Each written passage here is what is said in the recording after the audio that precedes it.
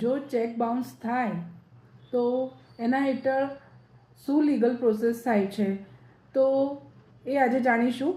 Advocate તૃપ્તિ શાહ, તમે જ્યારે કોઈને પણ ચેક આપો છો ત્યારે એ ચેક જો અપૂરતા બેલેન્સ એટલે કે ઇન્સફિશિયન્ટ ફંડના કારણે જ્યારે એને બાઉન્સ થાય છે ત્યારે તમને એ સામેવાળી પર્સન નોટિસ દ્વારા અને ઇનસફિશિયન્ટ ફંડના કારણે negotiable instrument act under section 138 તમને પડકારી શકે છે.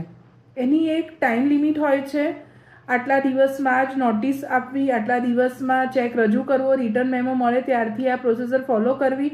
સામેવાળી પાર્ટીને અમુક દિવસનો ને નાણાં પરત ચૂકવવા માટેનો ઓર્ડર આપવામાં આવે છે. અને જો કોર્ટમાં પૂરતા સબૂતો સાથેને જો તમારો કેસને ફાઇનલ થઈ જાય છે તો કોર્ટ જો પેમેન્ટ આપવાનું નીકળે છે તો એની સામે તમને 2 વર્ષની જેલ અને જે નીકળતી રકમ અને દંડ અને કાં તો બંને એ તમને આપી શકે છે.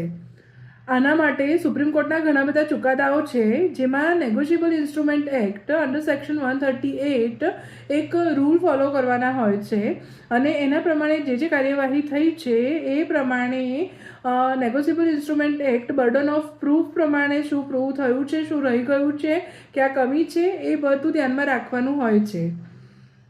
Thank you.